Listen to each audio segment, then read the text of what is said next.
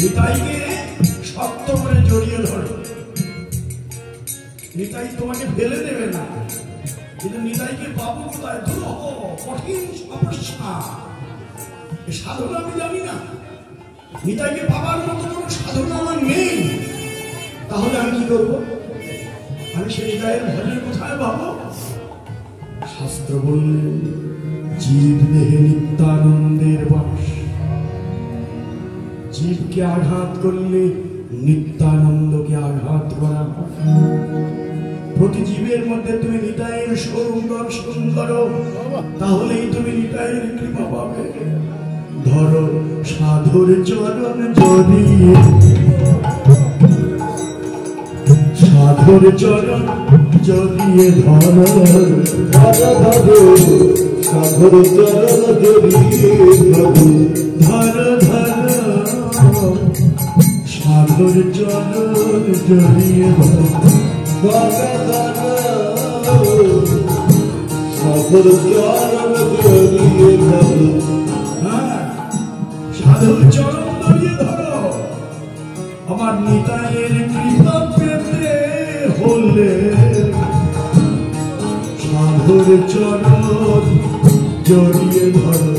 কৃপা পেতে হলে সাধুর চরণ জড়িয়ে ধরো। ধরো ধরো সাধুর চরণ জড়িয়ে ধরো।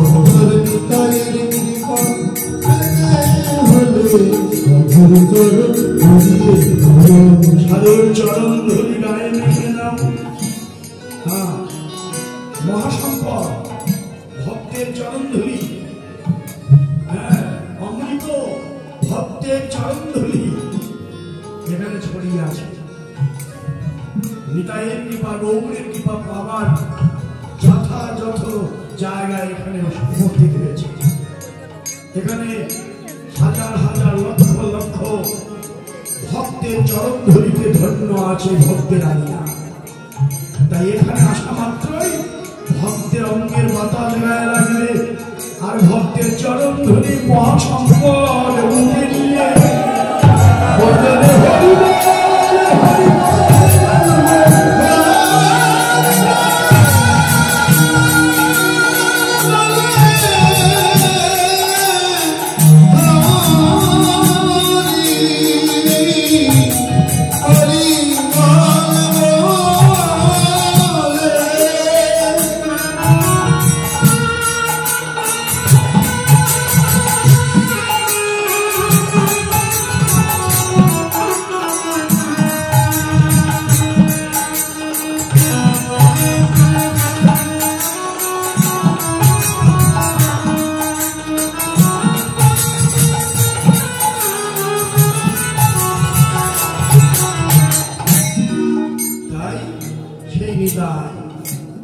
বুঝিয়া ভাবের গতি